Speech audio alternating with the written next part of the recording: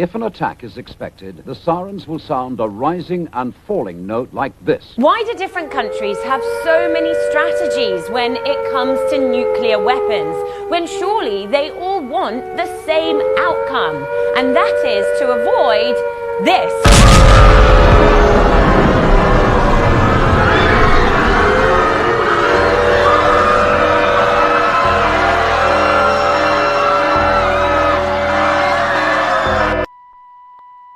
Governments who make nukes don't actually want to use them. Thankfully, a nuke hasn't been used in combat since 1945. And with that in mind, why exactly are nuclear weapons still a thing? Well, there's this thing called deterrence theory, and in books, it looks like this. But in reality, it means that a country can use the threat of blowing another country to smithereens within minutes in order to maintain the status quo. And in theory, that should stop governments from going mad and actually using their nuclear weapons.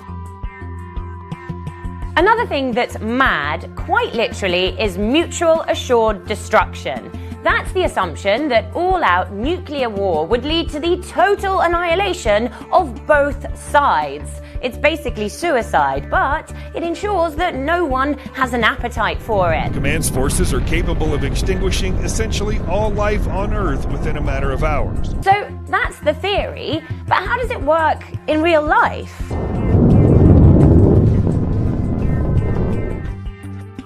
North Korea's already got a nuclear weapon, but it wants more.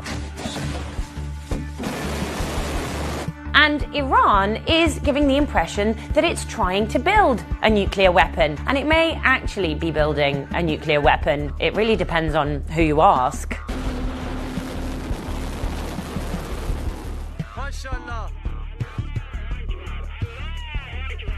Israel pretends it doesn't have any, whereas the USA and Russia have loads, and they don't hide it. The new long-range standoff weapons, a nuclear-tipped cruise missile, will replace the B-52's current nuclear cruise missile. There are reports that Russian nuclear weapons expansion is now underway. So why is it all so complicated? Well, let's go back to the theory. Remember the line to maintain the status quo? Well, certain world leaders like the idea of nukes because they want to stay in power, and therefore that might deter anyone from pursuing any sort of foreign intervention or regime change in their country.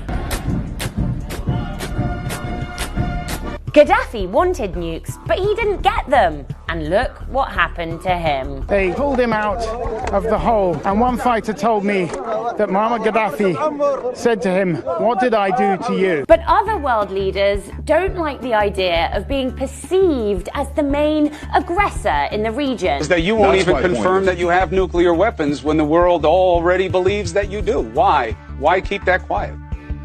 Well, you can make all your assumptions. One thing is clear: Israel is not threatening the annihilation of any country. Despite, all the aggression.